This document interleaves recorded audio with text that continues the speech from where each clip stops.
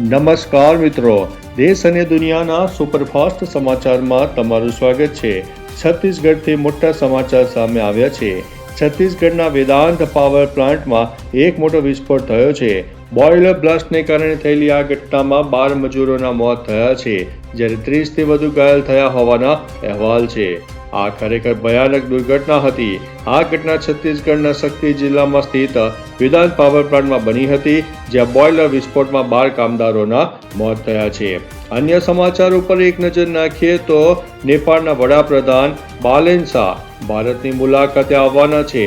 તેમણે વડાપ્રધાન નરેન્દ્ર મોદી દ્વારા આપવામાં આવેલા આમંત્રણનો સ્વીકાર કર્યો છે। આ દરમિયાન ભારતના ક્રૂડ ઓઇલ આયાત અંગેના એક અહેવાલ પણ બહાર આવી ગયા છે, જેમાં ખુલાસો થયો છે કે ઈરાન સાથેના સંઘર્ષ વચ્ચે ભારતે ગયા મહિને એટલે કે માર્ચ મહિનામાં રશિયન ક્રૂડ ઓઇલની આયાત 3 ગણી વધારી દીધી હતી। અન્ય મહત્વના સમાચારની વાત કરીએ તો પાકિસ્તાનની આઘાતજનક ઘટનાને ધ્યાનમાં લઈ લો મિત્રો। પાકિસ્તાનની એક હોસ્પિટલમાં ઘોર બેદરકારીને કારણે 331 બાળકોને HIV થયો છે। આ ખુલાસો 8 વર્ષના બાળકના મૃત્યુ પછી પ્રકાશમાં આવ્યો છે। એવું જાણવા મળ્યું છે એક જ સિરિંજનો વારંવાર ઉપયોગ કરવામાં આવ્યો હતો, જેના પરિણામે 300થી વધુ બાળકો HIV માટે પોઝિટિવ થઈ ગયા હતા। આ દુઃખદ પરિણામ એક જ સિરીઝના પુનઃ ઉપયોગથી બની ગયું છે। પાકિસ્તાનમાં ગરીબી અને બેદરકારીના સંયુક્ત જોખમોનો સ્પષ્ટ આ પુરાવો દેખાઈ રહ્યો છે।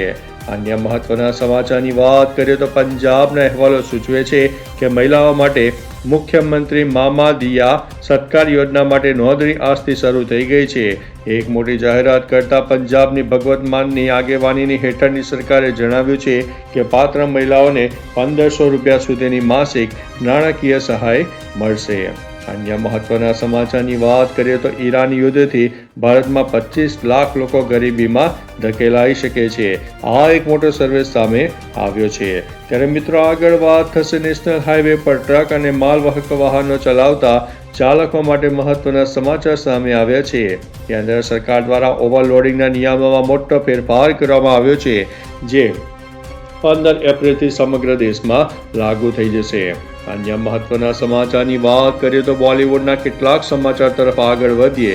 ફિલ્મ ધુરંધર 2ના બંને ભાગોએ વિશ્વભરમાં સામૂહિક રીતે 3000 કરોડથી વધુની કમાણી કરી છે, જે આ નોંધપાત્ર સિદ્ધિ હાંસલ કરનારી પ્રથમ ભારતીય ફિલ્મ બની છે। અન્ય મહત્વના સમાચારની વાત કરીએ તો ચાલો ઓટોમોટિવ ઉદ્યોગના કેટલાક સમાચાર તરફ આગળ વધીએ। ફોક્સવેગને તેના ટીગુઆન મોડેલનું ફેસલિફ્ટ વર્ઝન લોન્ચ કર્યું છે, જેની કિંમત 11 લાખથી શરૂ થાય છે। દરમિયાન ટુ વ્હીલર સેગમેન્ટમાં બજાજે તેનું ડોમિનાર 400નું નવું મોડેલ લોન્ચ કર્યું છે। આ નવા મોડેલની કિંમત તેના પુરોગામી કરતાં 37,000 રૂપિયાથી ઓછી રાખવામાં આવી છે, જે તેની એક્સ શોરૂમ કિંમત આશરે 2 લાખ સુધી દેખાય છે। અન્ય મહત્વના સમાચારની વાત કરીએ તો તમારા સ્વાસ્થ્ય અંગે તાજેતરમાં એક મનોવૈજ્ઞાનિક સંશોધન પ્રકાશમાં આવ્યું છે। વૈજ્ઞાનિકોએ શોધી કાઢ્યું છે કે માનવ મગજ અપમાન અને એક ખતરા તરીકે જુએ છે। જ્યારે કોઈ તમારું અપમાન કરે છે ત્યારે અપમાનિત કરે છે, ત્યારે તમારું મગજ તેને ખતરો તરીકે અર્થઘટન કરી લે છે। દુશ્મનની હાજરીની જેમ સમાજની નજરમાં તમારી ગરિમાને ઘાયલ કરનાર વ્યક્તિને પ્રતિક્રિયા આપી એ નૈતિક આવશ્યકતા માનવામાં આવે છે।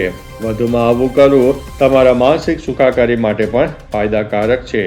અન્ય મહત્વના સમાચારની વાત કરીએ તો ઉત્તરાખંડમાં સરકારે 15 વર્ષથી વધુ જૂના વાહનો અંગે એક નવો નિર્દેશ જારી કર્યો છે।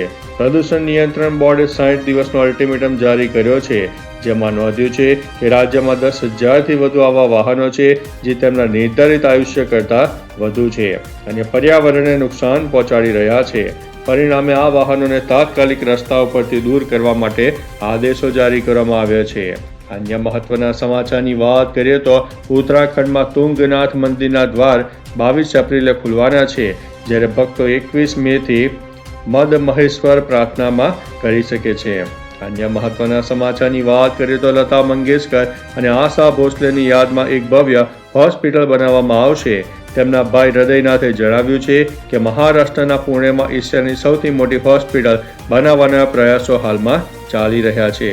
અન્ય મહત્વના સમાચારની વાત કરીએ તો આયાતી માલ હવે વેપારીઓ માટે બંદરો પર અટવાશે નહીં।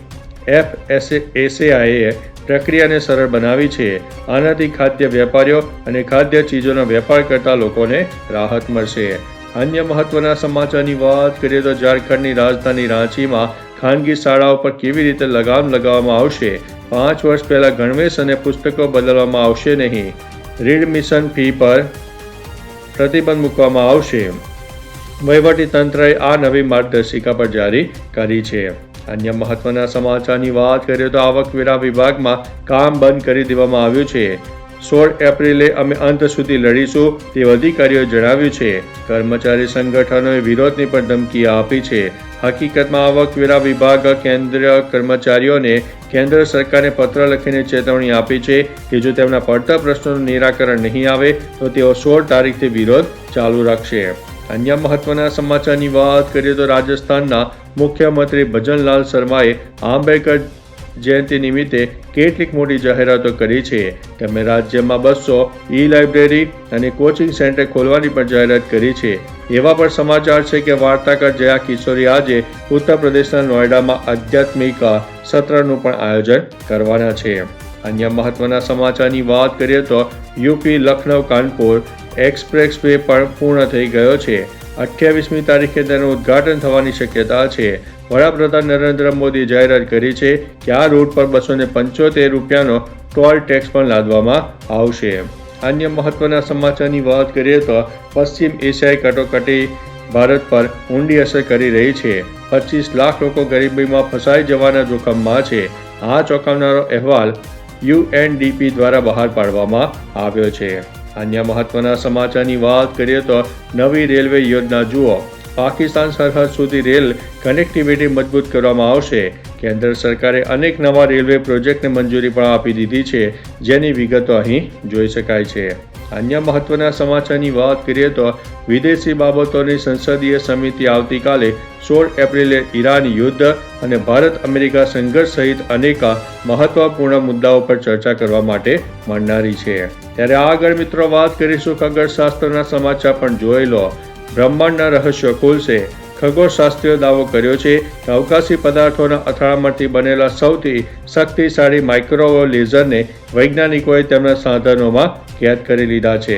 અન્ય મહત્વના સમાચારની વાત કરીએ તો રાજ્યના પરિવહન મંત્રી પ્રતાપે જાહેરાત કરી છે કે 1 મે મહારાષ્ટ્ર દિવસથી બધા લાયસન્સ પ્રાપ્ત રિક્ષા અને ટેક્સી ડ્રાઈવરો માટે મરાઠી વાંચી અને લખી શકતા હોવા ફરજિયાત રહેશે. આ નિયમોનું પાલન કરવામાં નિષ્ફળતાના પરિણામે ડ્રાઇવિંગ લાયસન્સ રદ કરવામાં આવશે. અન્ય મહત્વના સમાચારની વાત કરીએ તો ઉત્તર પ્રદેશની રાજધાની લખનૌમાં 10 કરોડ રૂપિયાની કિંમતનો અતિક્રમણ કરેલી જમીન સાફ કરવા માટે બુલડોઝર તૈનાત કરવામાં આવ્યા છે. મ્યુનિસિપલ કોર્પોરેશનના અમલીકરણ અભિયાનથી જે વિસ્તારમાં તોડફોડ થઈ હતી ત્યાં હંગામો પણ મચી ગયો છે.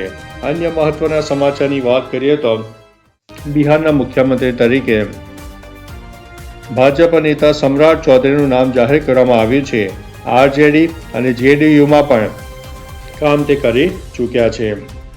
અન્ય મહત્વના સમાચારની વાત કરીએ તો હોર્મુઝ સ્ટ્રેટમાં અમેરિકાની સાયલન્ટ પ્રેશર નીતિ સામે આવી છે. ટ્રમ્પે કહ્યું છે કે યુદ્ધ ખતમ થવાની ખૂબ જ નજીક છે.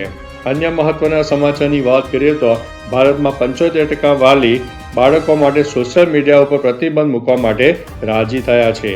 ત્યારે આગળ વાત થશે મહિલાઓના સ્વાસ્થ્ય અંગે ચિંતાજનક અહેવાલો પ્રકાશમાં આવ્યા છે. વૈજ્ઞાનિક તપાસમાં જાણવા મળ્યું છે કે આધુનિક મહિલાઓમાં હોર્મોનલ અને પ્રજનન સમસ્યાઓ વધી રહી છે, જે વધુને વધુ નાની ઉંમરે દેખાય છે. ભારત સંબંધિત ડેટા દર્શાવે છે કે આવી સમસ્યાઓ ખાસ કરીને 20 થી 25 વર્ષની વયની યુવતીઓમાં પ્રચલિત છે. આ વલણ માટે મુખ્ય પરિબળો આધુનિક જીવનશૈલી, તણાવ અને ખરાબ આહારની આદતો અને ઊંઘનો અભાવ છે. તો ચાલો મિત્રો, ફરીથી દેશ અને દુનિયાના સુપરફાસ્ટ સમાચાર લઈને મળતા રહીશો. ત્યાં સુધી અમને રજા આપશો. નમસ્તે.